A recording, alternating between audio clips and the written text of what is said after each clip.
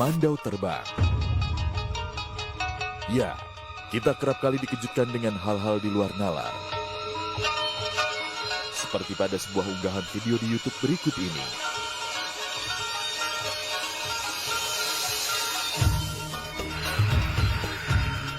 Sebuah mandau terbang mengikuti pergerakan dan keinginan dari sang empu mandau. Sebilah benda tajam tersebut seolah mengerti akan keinginan dari pemiliknya. Dalam unggahan video lainnya, mandau juga terlihat melayang-layang seolah tak ada gaya gravitasi di sekitarnya.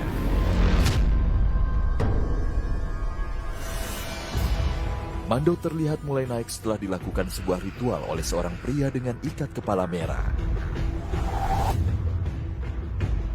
Tak hanya itu saja, mandau juga bergerak ke segala arah dengan kecepatan yang terbilang pelan.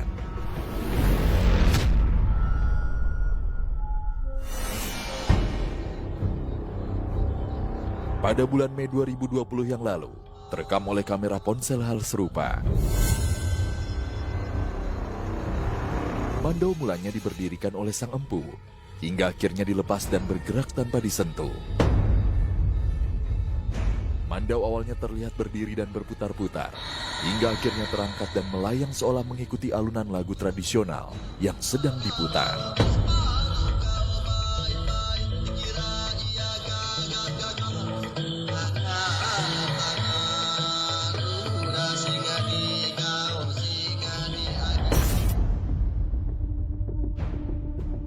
Kisah mandau terbang sendiri sudah melegenda sejak zaman dahulu kala dan diwariskan secara turun-temurun dari leluhur suku Dayak di Pulau Kalimantan.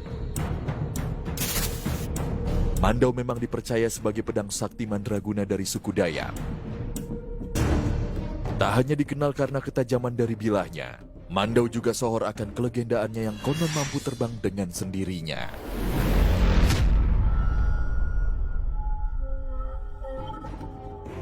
Namun apakah benar sebilah mandau bisa terbang dengan sendirinya seperti yang dikisahkan selama ini?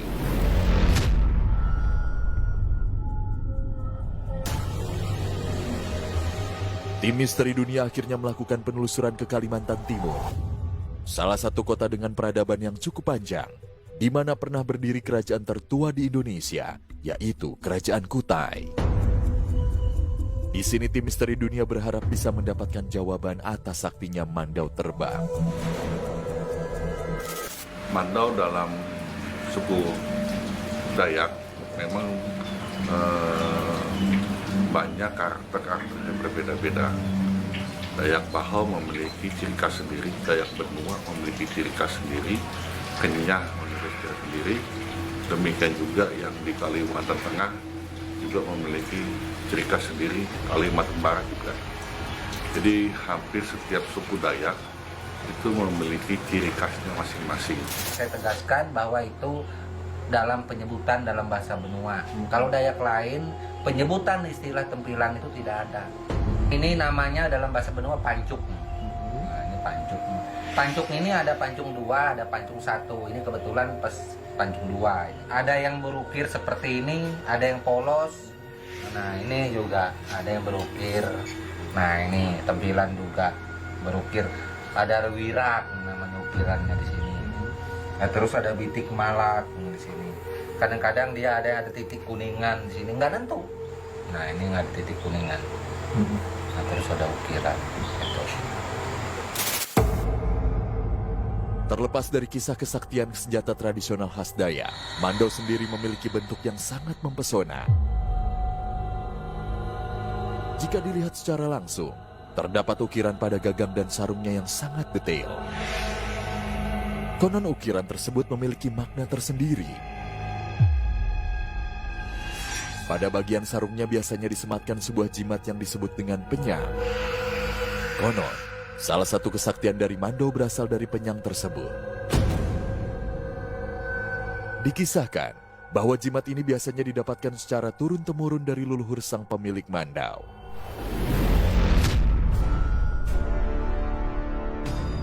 Bermacam-macam kita melihat sisinya yang melakukan mandau terbang.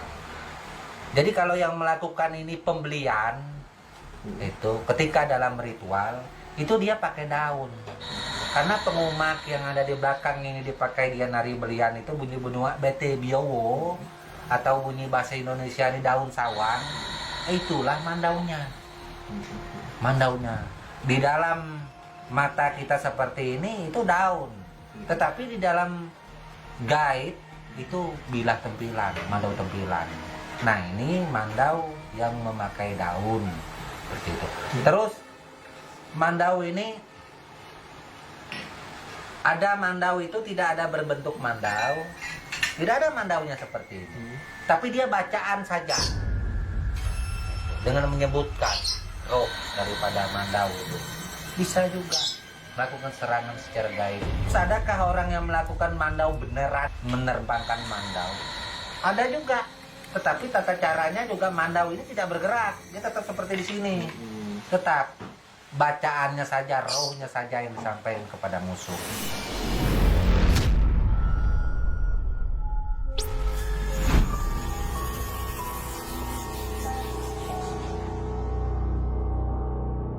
Bahan pembuatan dari mandau sendiri konon berasal dari sebuah material batu yang mengandung mineral besi yang bernama mantikei.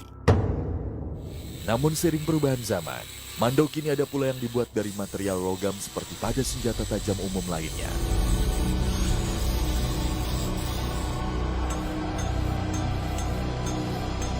Namun, apakah material mantikei ini ada hubungannya dengan kesaktian dari mandau? Ataukah ada faktor lainnya?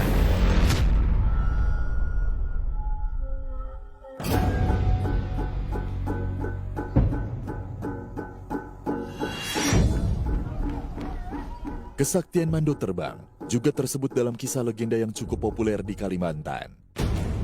Bilah tajam khas suku Dayak tersebut dipercaya erat kaitannya dengan Panglima Burung. Panglima Burung merupakan sosok gaib yang diyakini sebagai tokoh pelindung dan pemersatu suku Dayak.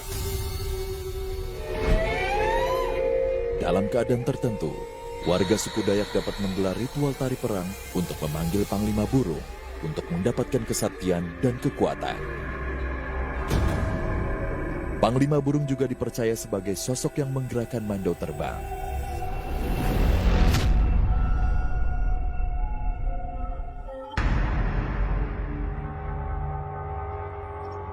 Perlu diketahui bahwa tak semua mandau dianggap sebagai mandau yang sakral. Ada pula mandau lainnya yang juga bisa digunakan untuk melakukan kegiatan sehari-hari, seperti untuk berburu, menebas tanaman, hingga benda lain.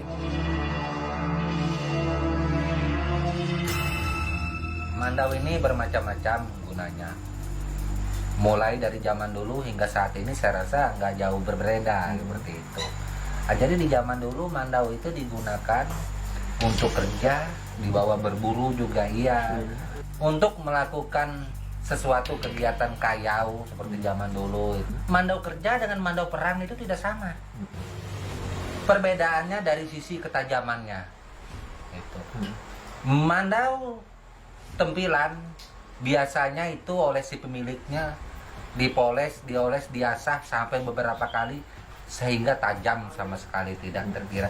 Tidak boleh mandau tempilan itu ada karatnya meski sedikit, karena ini mandau perang.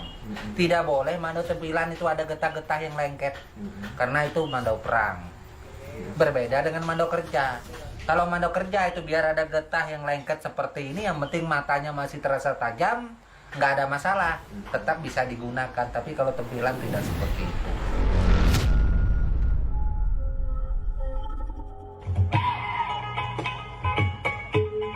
Suku Dayak tak hanya sohor akan kesaktian mandau terbang. Suku asli Kalimantan ini juga konon dikenal sebagai suku yang mahir dan magis dalam berperang. Benarkah demikian?